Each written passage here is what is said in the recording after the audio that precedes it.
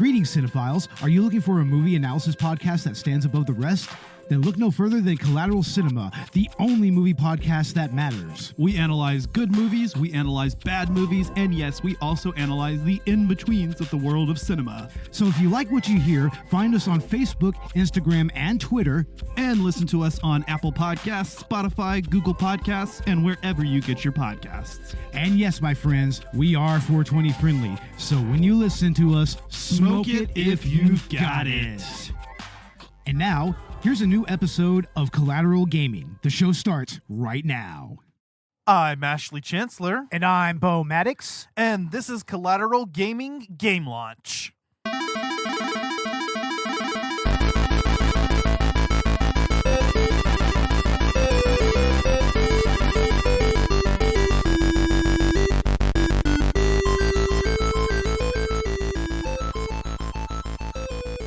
Welcome to a special game launch edition of Collateral Gaming, the only video game podcast that matters, where we focus on good games, bad games, and everything else in between in the world of gaming. We are podcasting straight from somewhere in South Texas, and yes, my friends, we are a 420 friendly podcast, so whatever you have, smoke it if you've got it. And especially tonight, we've got another banger new video game that just released with actually pretty good timing considering our season premiere this season. But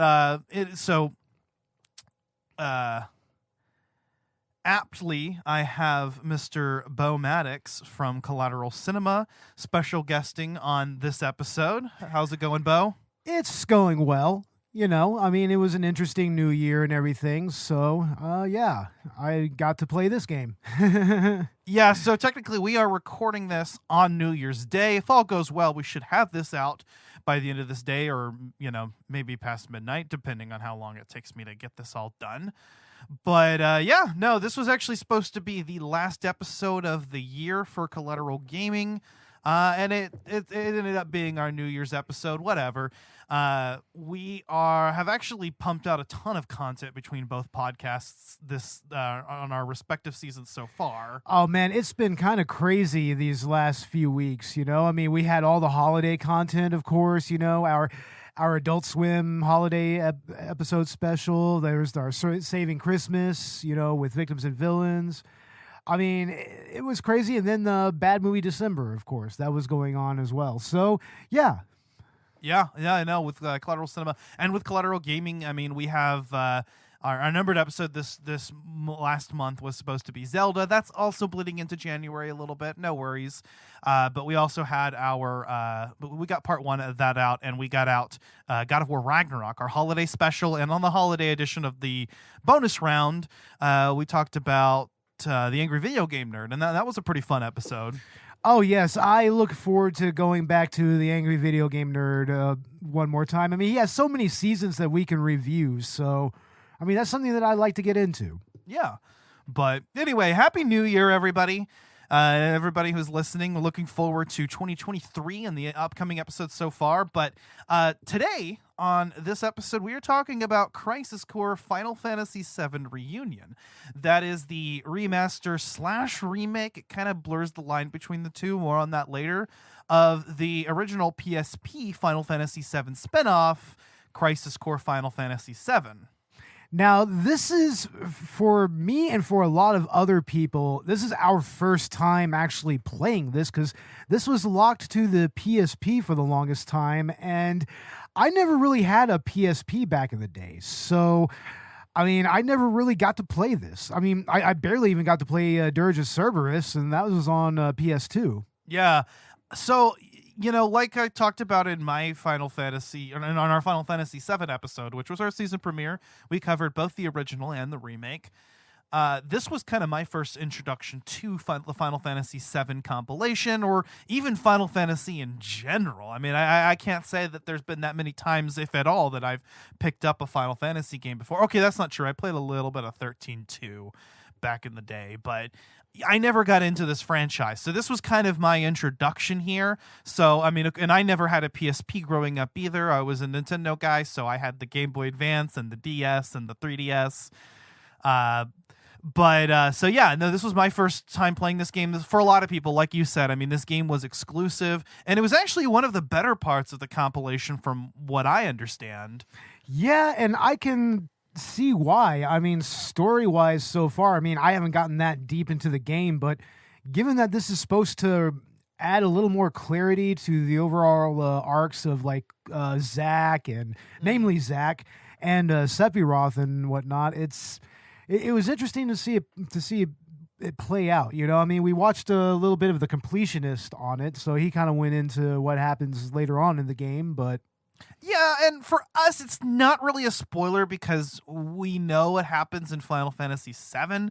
And I will say that I don't know if I recommend this to anyone who hasn't played Final Fantasy VII, because I think from a story perspective, it greatly benefits with that knowledge, and this is just kind of how that came to happen.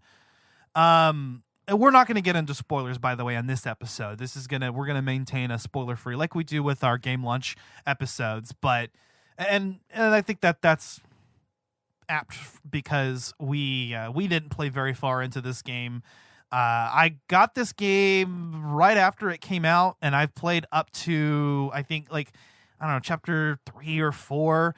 I know Zack is actually a first-class soldier now, and some extra stuff opens up then, but I haven't got the Buster Sword yet. yeah, the Buster Sword is actually wielded by his mentor and his commander, Angeal, I believe his name is, right? Yeah. So here we have an actual original origin for where the Buster Sword came from, which, you know, is just this iconic weapon in gaming. It is. And we kind of learn the whole meaning behind it. There is a whole backstory that they get into fairly early on in the game, actually. But even with some of those, you know, moments with Angeal opening up, he talks about how the sword is more important than his life. And that tracks when it comes to, I mean, any type of Japanese sword fighting. You know, I mean, that there are rituals as to, you know, honoring your weapon and everything. Your weapon is seen as an extension of your soul and of your spirit and everything. So, you know, of course, you're going to show it some reverence. Yeah. So, in fact, he barely uses the sword. He talks about how it to use it would get wear and tear on it, or rust and wear, whatever he says. Yeah, he says he's kind of cheap like that. Yeah, and I thought that was funny, but then you learn that this sword actually has this kind of significant meaning to him. Now, when a comrade is in danger, of course, that changes, and he's willing to use it. But, and like I said, this is kind of from the very opening moments of the game. We're not going to get into any of the whole character arcs that happen here, but you get a sense of who this Angeal guy is. Yes, you do. I mean, he's a very stoic, very, you know, upstanding member of soldier. I mean, he's a first-class soldier, of course. Mm-hmm. You know, and I mean, you could tell that he doesn't really put up with some of Zack's naivete, I guess you could say, somewhat. Yeah. Yeah. Yeah, no, you could tell, but he puts up with his shit. Also, what is the whole thing with Zack and the squats all the time? Oh, yeah, he's doing squats all the time. It's weird. He's just got this, like, bubbly, optimistic personality that you can't help but love him. But definitely a stark contrast to Cloud, actually. Yeah, definitely. What's funny is, you know, with Final Fantasy VII and playing through that game, I kind of got the feeling, you know, that Zack was just kind of like another Cloud. I kind of just saw him as you know, the other Cloud, because Cloud ultimately derived his identity from him for a short while, but not his personality, because they're actually very different. I love how Crisis Core actually fleshes out this character, and you get to kind of get a sense for, because I had no idea what his personality was like.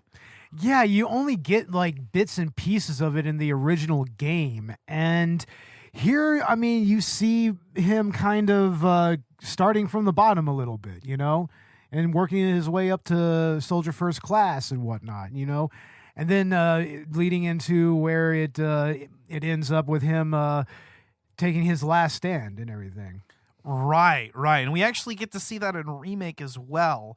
And events actually end up playing very differently, and we get to see, you know, what appears to be a new timeline opening up, and so there's some really interesting implications with that. This is very much divorced from that. I would say don't come into it with expectations of of the remake story. This is the original game, but just upscaled, remade where necessary to make it work for modern consoles. But it follows the same story, although all of the bits are now revoiced, for better or for worse.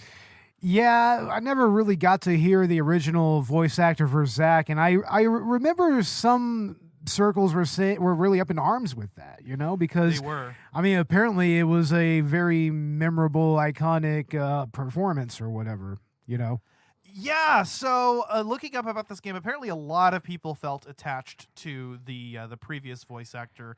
I think his name was something Gomez. Yeah. I'm not aware of his name. Let me look it up real quick. Was it Pete Gomez, or let me see. Real time, we're looking this up right now, okay? Because we're professionals. We are professionals, exactly. Rick Gomez. The new voice actor's name is Caleb Pierce. Now, it was obvious to me why they did this, and that's because they wanted the voices to match those in remake. And sure enough, yeah, they're using, for all the characters that were in remake, that are in this game, they're all voiced by the same ones, and everybody else has been recast. But I think ultimately that was done so that they can update it. But yeah, I've heard a lot of people actually praise the original, the voice acting of the original Crisis Core. I will say that the performances here they're cheesy, a little bit cringy at times. It kind of has that like English dub anime feel to it, which I'm not against. I think that there's kind of a flair that goes with that. I mean, you see a little bit of it in remake, but it was actually very well done still. Yeah. This game, I can definitely tell that the quality of the dialogue, isn't as good. Like, it is definitely a little bit more of that like cringy, cheesy. Yeah, I mean, they're still going off of the script of the original game, and it does have a lot of those tropes that you saw in game writing in the mid to late 2000s, early 2010s. Yeah, Like, it feels that way, and I hear that the original is actually really well done.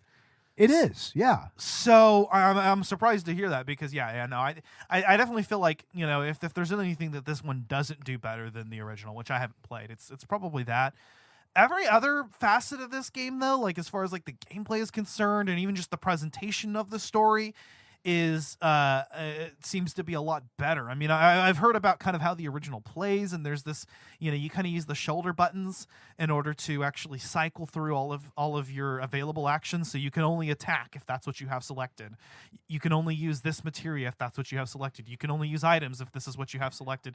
This game has done away with that completely, and I'm really thankful, because that sounds tiring. No, that doesn't sound like a fun experience at all. It sounds like it would just completely slow down the combat mechanics, like to a crawl. Exactly, and this is meant to be fast-paced action RPG. I mean, it's actually even more so than Remake was, which was an action RPG remake of Final Fantasy VII's gameplay. This is kind of even a different beast from that, although it does borrow elements of it. Well, it doesn't have the ATB gauge this time around. It has this what is it? A DMW? The DMW, Digital Mind Wave. Yeah, Digital Mind Wave. Yeah.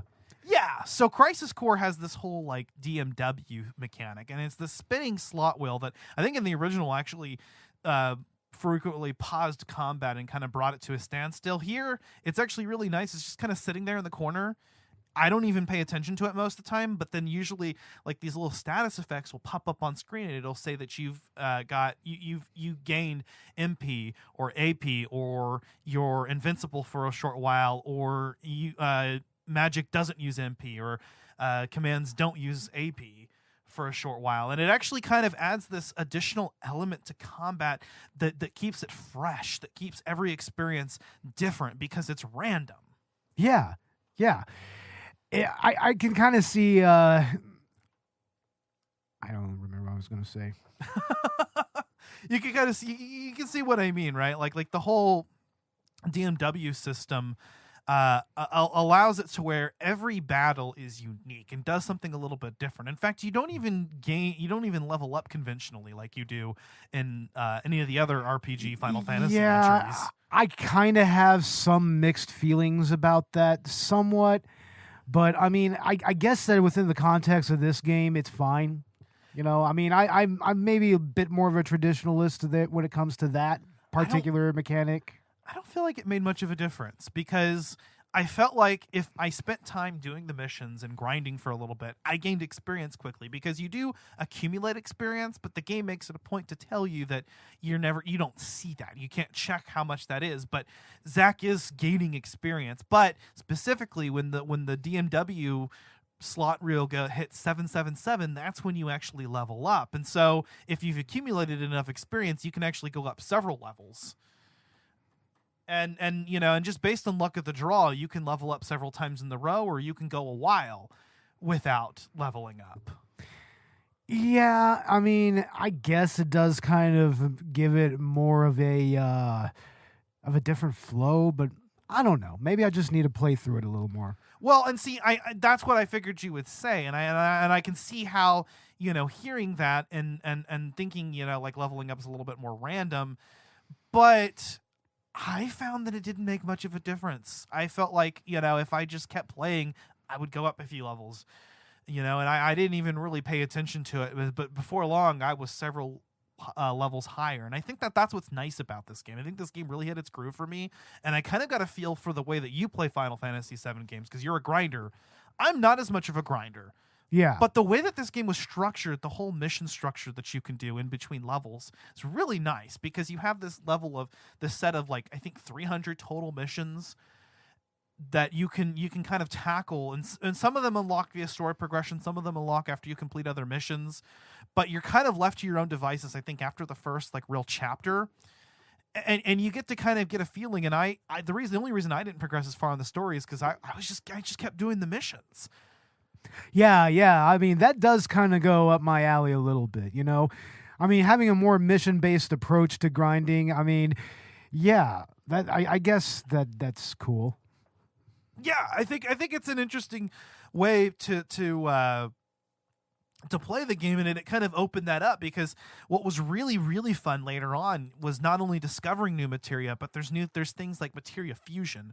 Now, you don't unlock this until you play through the story a little bit, but like I said, I'm not even that far along, and I came across it. And the materia fusion system is actually really cool. You can fuse materia together to produce new, stronger materia, and so obviously that can help you get like higher level materia like Fyra, Thundera, Yeah. Kiraga, and all that. But it also opens up really new, interesting material. Like there's a Dark Fyra one that I came across by just fusing material together, and it's Fyra, but it also casts sleep and poison, or silence and poison, one of the two. Oh, okay. So I see. Yeah.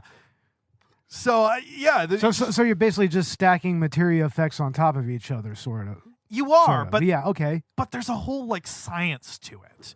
You never know what two materia combinations will do. And so you kind of put two materia together, see if the result looks like something cool, and then you fuse them, and you lose both, but you gain something new if you go through with it. It does seem like a more refined version of what they had in Final Fantasy VII, more or less. Yeah, I really enjoyed it. And then that's a carryover from the original game. Materia fusion apparently works identical to the way it does, here in the remake. So that's nice to hear. I really liked the materia fusion. That was cool.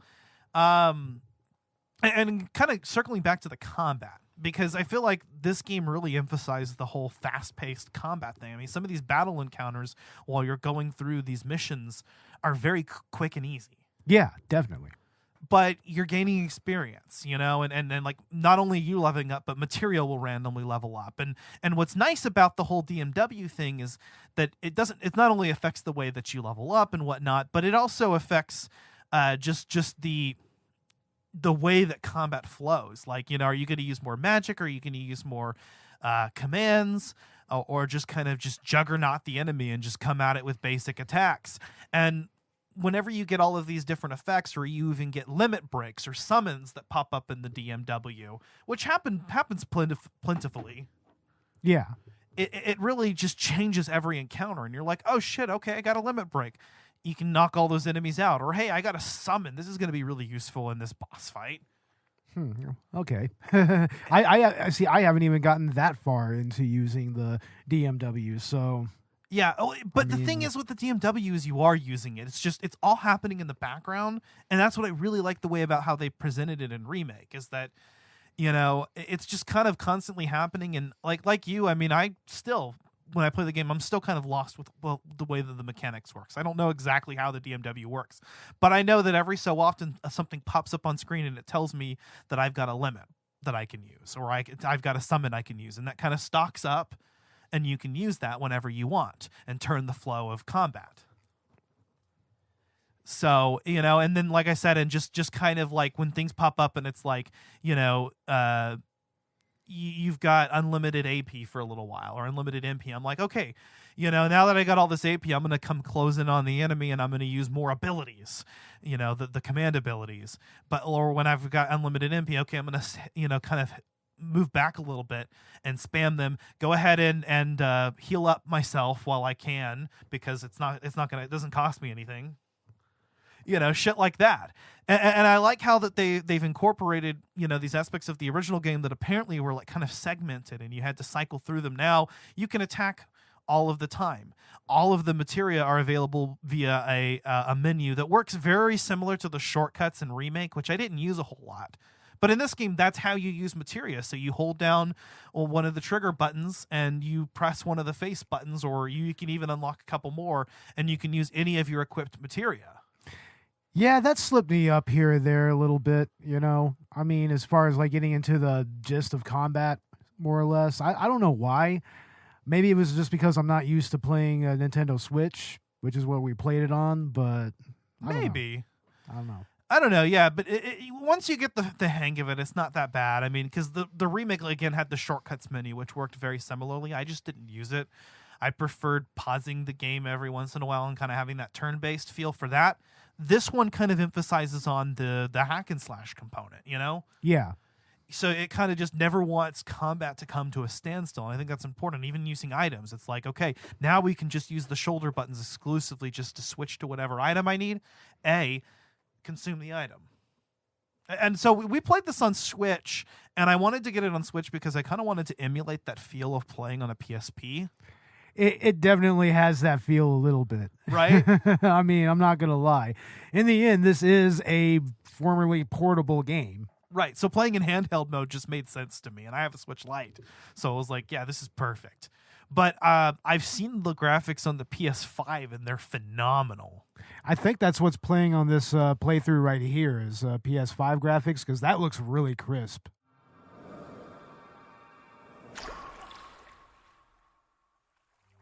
Those wings. I want them too. The company has decided to eliminate Genesis and his cohorts. This includes Angeal as well. That sword represents our family's honor. I see. No wonder. I've become a monster. A monster's objective is usually world domination or revenge. I told you, you can't live on that side anymore. Is that Angeal's face? It appears Genesis isn't the only one who can be copied. The mysterious gift of the goddess. What is the meaning behind it? For us, at least.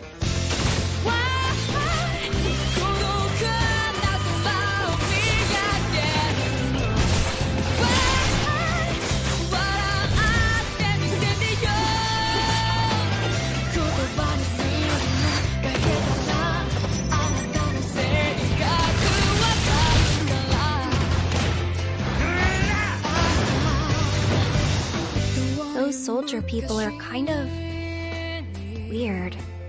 They fight, and they love it. If only I were soldier. Soldier is like a den of monsters. Don't go inside. Do you remember what I said about our enemy being all that creates suffering? But I created my own suffering. You want to do something to me, eh? But then, who will stop Genesis and Angeal's degradation? If this world seeks my destruction, it goes with me. Am I a human being? Shinra, soldier, that's you. I hate you all! Sephiroth! Why did you kill the townspeople? Why did you hurt Tifa? Answer me, Sephiroth!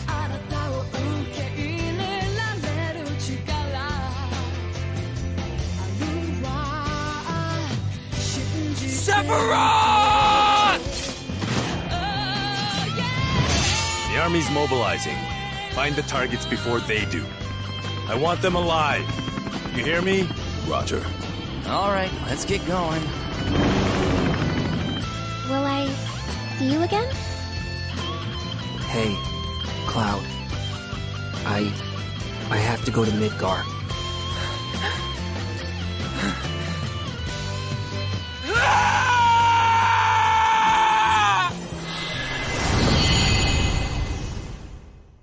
Yeah, it looks really, really nice, and it's a good looking game. And so if you don't really know where Crisis Core kind of occupies its space in the Final Fantasy VII franchise, it might be a little bit confusing, because here comes this game that looks as pretty as any other high budget AAA main series game, but also just kind of definitely still is built on a structure of a portable spinoff.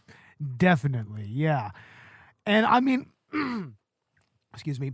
And I do have to say, I mean, it still looks good on the Switch, even though you could see some choppiness. Like I noticed it a lot with hair. Yeah, there's like this weird kind of choppiness to it. But other than that, it ran pretty smoothly on the Switch. It didn't feel scaled down or anything, from the what we experienced with Remake. But yeah, I think, and maybe like it's just not as detailed or something. But yeah, it didn't feel like janky gameplay wise, and hardly appearance wise. Like you said, I think every once in a while the hairs look a little off, a little wonky. Yeah, I know what you mean. But yeah, no, it actually ran great on the Switch. Like I said, it kind of helped me stay in the frame of mind of this is a portable spin-off. Yeah, or that's what this started as. And so it's actually kind of confusing. I mean, for anybody that's not kind of aware of the whole gist of it, I mean, you've got the original Final Fantasy VII in 1997, right? And then you've got recently that's been remade in 2020, okay? And that's a remake, which isn't really a remake. It's more so a reimagining / alternate timeline sequel that is just named remake. Yeah. Yeah, it's a whole new game, but like they're like separate entities altogether. And then you've got a few spin-offs. So you've got Crisis Core, you've got Dirge of Cerberus. There was a mobile game called Before Crisis. Yeah, and that is pretty much lost now, apparently. That's lost media. Yeah, I don't think you can play that. And then you've got and then that's all going to get compiled into Ever Crisis, which I'm actually excited about. That's excellent. That's good. Yeah, but you've got this now sub-series, the compilation of Final Fantasy VII, that all of these spin-offs, as well as movies like Advent Children or movie, I should say. There's like a short animated film that was part of it and now is no longer canon or something. Oh, I see. Yeah. Yeah, but anyway, and then and then Ever Crisis kind of happening is going to compile everything. All right. So and then you've got Crisis Core, right, which is a spinoff of Final Fantasy VII, a few years after the fact, but still like 15 years ago. Yeah. So this is the PSP era, and then now you've got this thing that is more than a remaster, but maybe less than a remake. I don't know, or kind of both. it occupies a very weird space in that spectrum, I think. Yeah. I mean, of a spinoff. Yeah. Of a game that has other spinoffs and sequels / remakes. So it does get a little bit confusing. I remember, somebody was arguing on something online, and they were like, "Yeah, everything just is a remake. There are new games," and they started listing things like Final Fantasy VII, and I thought, Final Fantasy VII? Nah, Final Fantasy VII Remake was a totally different entity, and I made that argument, and then I realized, no, he's talking about Crisis Core. Yeah. Oh, whoops. which to be fair, it is the same game. It's not like a whole different thing, It is very, very much a remake / remaster. But I do like that as a. Really, I just kind of see it as a means of porting this game that was previously locked away to a modern audience. Yeah, it is a huge score for game preservation. And this is a game that, from the looks of it, deserved to be preserved. Exactly. So I support it. And yeah, let's upscale it. Let's make it meet standards. Let's make it more accessible to the modern player. And let's just kind of get at the, make it better to achieve the vision of what it was, which is an action RPG that is consistently fast paced. Yeah. And I think that it definitely delivers on that. Oh, definitely. Yeah. I mean, and it also kind of shows some of the origins of what they use for the combat mechanics in Remake. Yeah, and that's why it's so seamless. I mean, compared to the Remake's combat, I mean, there's those little differences. They're subtle. Yeah, but I mean, you could kind of see, like, you pretty much put a ATB on this, and you've got the Final Fantasy VII Remake's combat. Well, I think that's because, like you said, Final Fantasy VII Remake was kind of inspired by Crisis Core, but this has actually gone full circle and incorporated some of the aspects of Remake in the remake of Crisis Core, which is really interesting. But they have, and that's actually, I think they work well off of each other because, they're just kind of different approaches to modernizing the essence of Final Fantasy VII. Yeah. And Crisis Core did that in a lot of ways is by being something that was its own entity, that was this own, just kind of greater part of this Final Fantasy VII sub-universe. And what an interesting sub-universe it is. Like, now I'm just like, let's go ahead and get a proper remaster or remake of Dirge of Cerberus. Right? Let's do that because there was promise there. I mean, having Vincent in a Devil May Cry style type of action game, that was a different take, Yeah, that sounds awesome as fuck. I mean, I would like to even see some more modern, different takes like that using Final Fantasy VII. Seriously, yeah, no, that's actually a good idea. Like, imagine what they could do with like other characters too. If they really wanted to explore another part of the Final Fantasy VII universe, which I absolutely think they should, beyond the upcoming remake sequels, Rebirth, and whatever comes next. But beyond that, do something like that. A spinoff set in like another character, explore somebody else of a member of the party, like Sid, Yuffie. Yeah, definitely. I mean, we got the Yuffie in the intermission DLC for Remake. Yeah, and then that was a very compelling. That was a compelling story in its own right. Yeah. I don't know. Red 13, make it like Okami. That would be interesting. That would be very interesting. Very interesting. Sephiroth. Now there's an idea. Actually, look into Sephiroth's early years. Yeah, I can see that. I can see that happening. We get that in this game a little bit, though. We do, because we do get a pre-corrupted Sephiroth, and Sephiroth, Angeal, and Genesis. They are the this kind of like trio of friends that kind of set the framework of events here that Zack participates in. Yeah, and I mean, I didn't get so far as to actually come across Genesis, but. I mean, it seems like he's kind of going through the same type of thing that Sephiroth went through in Final Fantasy VII. Yeah, like the one-winged angel type of thing. Right. So they bring the one wing thing back for a few characters, and I thought that was cool. But yeah, no, and I think even like his character arc kind of is similar to what Sephiroth goes through. Yeah. And this is all culminating in that. So as far as from what I understand, I think the Nibelheim mission is like the last mission, or close to the end. Which is also really cool because we get an even deeper examination of that incident. Which is a catalyst for a lot of ramifications in the Final Fantasy VII world. Yeah, exactly. So I think it's like the second to last or last chapter probably of this game. But I know it's kind of like that's where this is culminating in. Yeah, and we're kind of see this come to a head. And I believe this was the first direct representation of those events in full.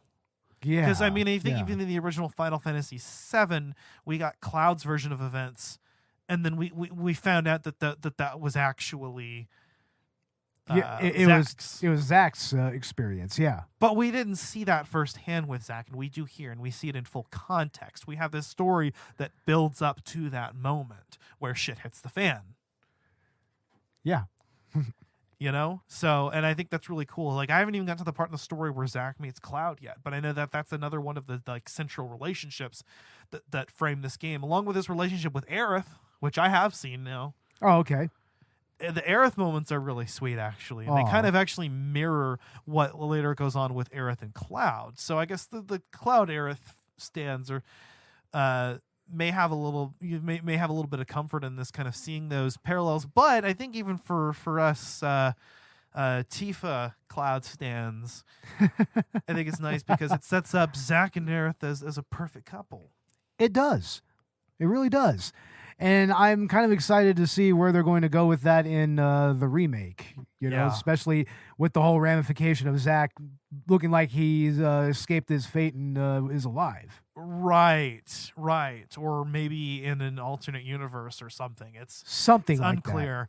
But yeah, no, I'm actually really, really interested to see where they go with it. And part of me kind of hoped that this game would explore that a little bit, but from what I've heard now, it's just a faithful recreation of the original game, and that's fine because I think we needed that context. I think that they're building off of this, and I think that the timing of this is important. Think about it, right? Because I think we're getting Rebirth later this year. Yeah, if I'm not mistaken. Yeah. I don't know. That might get delayed to next year. I wouldn't expect it past that. Yeah, probably. Yeah, 2024 seems reasonable. But if they say it's going to come out in 2023, we'll see. I mean, but I'm just thinking they might delay it or something. Who knows? Maybe I'm just being pessimistic. I don't know. They seem to do just fine getting this game out. Yeah. Right. But anyway, the timing of this I think is important because I feel like we're going to build off of a lot of this, and I think that it was important to have that context in mind. Now, I think that's going to be interesting because it sets up the way that remake works quite a bit differently to the way the story unfolded in the original Final Fantasy VII, though. Yeah. Because we got Cloud's version of events, Cloud's rendition of what happened. Now we specifically have the context for a lot of gamers that picked this up, that... okay, no, here's the real version of events first before we get Cloud's distorted. So I don't know what that's going to mean as far as, how the story beats are going to be achieved. But I think in Rebirth, I think things are going to go off the rails significantly. And that's where, things will start out to happen in the same way they did in Final Fantasy VII, but they'll end off on a very different note so that the last part of the trilogy is just something completely different. Yeah, we're going to see a major divergence in the in the timeline. I think it happens here in the next game. Yeah, definitely. Definitely. Yeah, so I don't know. Maybe if Zack is alive, then... maybe he runs into Cloud and is able to correct that. I don't know. Part of me feels like I know where they're going to open the next one up, though, and I think it's going to be Cloud's version of events in Nibelheim. That makes sense. Like, just open the game out with that, and for somebody that's played... okay, imagine somebody that's played Final Fantasy VII Remake but hasn't played Final Fantasy VII. They get Crisis Core, okay? Okay. And so this is how their version of the events of the timeline goes. So we see the real versions of events, and then suddenly we open up in Rebirth with, wait, why is Cloud here? And so we have that disconnect going on with the player who doesn't actually realize what's going on. Exactly. It's kind of setting up that particular story beat in a different way, in a certain way. That's my prediction. Yeah, that sounds plausible enough. Yeah. I think this was a good opportunity to kind of bring that up again, too, because, we've got Final Fantasy VII Rebirth coming out. Yeah, hopefully, supposedly sometime this year. Yeah. Although we don't have an official release date yet. The year just started, so I don't know why I'm being so pessimistic. Yeah. But, yeah, no, I'm excited. And Crisis Core Final Fantasy VII Reunion is honestly a blast to play through. Yeah, it is. I mean, especially if you've played a remake or if you played the original on PSP. Yeah, so I'm going to say if you've played one or the other, I recommend this. If not, I don't know. I mean, again, I mean, considering that the timeline is going to be structured maybe quite a bit differently, this could be a good entry point. Who knows? I highly recommend playing this. It's mainly based on what Ash was saying about how the remake Rebirth is going to play off of it. So yeah, definitely play it. It's a hell yeah. 100% if you enjoy Final Fantasy VII or you enjoy Final Fantasy VII Remake, or both, check this out. 100%.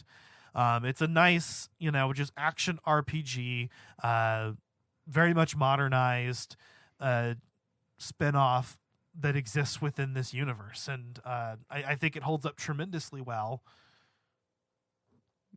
Even the elements of it that are just what the original game was, as well as, just how well polished it is in this particular remaster.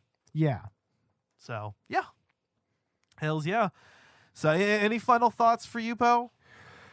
I feel like I really need to play some more Remake and a little more of this game. Right. More or less. I mean, it's compelling. I like I like where they're taking the story and everything, and I like where they're taking this part of the series. Hell yeah. I mean, Final Fantasy VII, it has proven that it has lore for days, and there's just so much that can be built upon here that, it's almost foolish that Square Enix didn't do this sooner. Yeah, I agree. Yeah. Yeah. So I enjoyed having a chance to actually play a game that I probably normally wouldn't have access to. I mean, I'm sure you could emulate the original Crisis Core, but I don't really have a reason to, because I have this. Yeah. This seems to be kind of the definitive version of that. But I mean, I guess, if you were a big fan of the voices of the original and that was a big part of the story for you, maybe that might differ. Yeah. But either way, I think that it's definitely worth your time. If you occupy any subset of those, whether you're a fan of the original Crisis Core, whether you're a fan of Final Fantasy VII or Final Fantasy VII Remake, definitely check this out. Oh yeah. Well, anyway, Bo, since you're our guest on tonight's episode, what's going on Collateral Cinema? We just released our last episode of 2022, which is also the end of Bad Movie December, and that is The Love Guru. We were joined by Frank from Geek Freaks, the podcast network, and it was quite fun. So yeah, check it out. Check out our other Bad Movie December episode, I Am Here Now, the Neil Breen classic. And in January, we will have Clueless and Silent Hill for you. And I believe Cinema Recall will be joining us for one of those episodes. So we're going to have more guest hosts coming up and more interesting content. Hell yeah. So the Silent Hill thing is actually going to be a collab this month. So on the Collateral Gaming side, not only are we collaborating with Collateral Cinema on the Silent Hill episode, and we're dubbing that a collab episode. Hopefully we can get my other co-hosts Megan and Zach on. Yeah, hopefully that would be a lot of fun. But not only are we doing that, but we're also doing a bonus round, and I think we're going to cover the original Silent Hill and Silent Hill Homecoming. Yeah, that'll be interesting. I mean, I always loved the first Silent Hill. I mean, it just laid the groundwork for a lot of interesting aspects of horror gaming that we have nowadays. So yeah, I'm excited about that. So it'll be our foray into the Silent Hill franchise, sans what we did with Victims and Villains for a live stream, which I don't know if that's even viewable now or not. I think he said he has it all saved. It's all like somewhere. But anyway, that'll be like our first actual like Collateral Cinema venture into the Silent Hill franchise, which will be fun. So that'll be our upcoming bonus round, and I think maybe sometime next season we'll probably actually get into Silent Hill proper. Yeah, honestly. So look forward to that. Also in the month of January, It Takes Two is going to be our numbered episode. So we'll have parts 1 and 2. I'm gonna probably play through that game with my buddy and co-host Zach. So Zach, if you're listening, looking forward to doing that with you, bro. Hell yeah. And then we're also going to be celebrating our anniversary this month. So our anniversary special is going to be an arcade game mega review, kind of similar to what we did a few seasons ago, where we talked about light gun shooters. This time we're going to be getting into fighters. Yeah, that's going to be fun. I love fighting games. yeah. And in fact, I think that's what we might be recording next. So if you're listening to this and you are excited for more content, if any of that sounds good to you, just stay buckled in. Because, it's going to be a wild ride here in 2023. I'm actually looking forward to it. Yeah, it'll be interesting. Especially if we get Final Fantasy VII Rebirth this year, which we're supposed to. Yeah. So, fuck yeah. Alrighty, well, if you enjoyed this episode, please leave us a 5-star review on Apple Podcasts or feedback on your platform of choice. You can also check us out on Patreon if you enjoy our content, if you enjoy the show, if you want to support it, because we do have $1 and $5 tiers, and we do actually have some content there, exclusive Let's Play video game commentaries, and I think pretty soon here we're going to get back into recording some of those, maybe finishing some of the series we have open, the games we have open, and recording some new ones as well. Yeah, definitely. So that's going to be exciting if you do end up donating. Collateral Cinema has a Patreon as well too, and where we do full-length movie commentaries. Yes, we have commentaries on everything from The Room to Freddy Got Fingered to the Buttercream Gang. So come and check it out, and we'll have some different content coming out on that very soon as well. And including, I think, very possibly, we might start releasing our episodes a little early, like a few days early than we normally do. So you look for that. Hell yeah. So also check us out on social media, Instagram, Twitter, or on Facebook. We have a Facebook group called Collateral Media Podcasts where you can shitpost or talk about movie and video game news or pop culture, anything podcast or pop culture related, honestly. Pretty much anything, like even stuff like professional wrestling and comics and whatnot. So come and post. Hell yeah. So we definitely enjoy the feedback that we get, the downloads that we get. We had over 10,000 not too long ago. Excellent. And that was a big milestone for us. That's awesome, dude. Yeah. So I'm actually I am looking forward to the rest of the season's content, to the new year. Yeah. But thank you guys for listening. That being said, I am Ashley Chancellor. And I'm Bo Maddox. This has been Collateral Gaming. We are out. Out.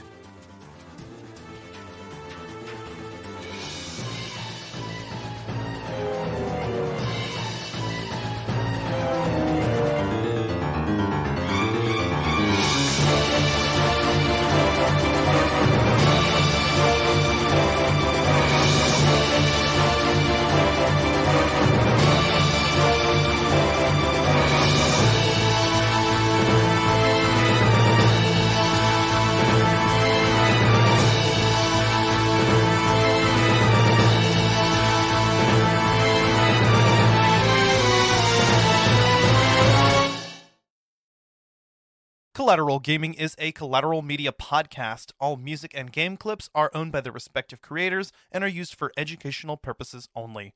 Please don't sue us. We're poor.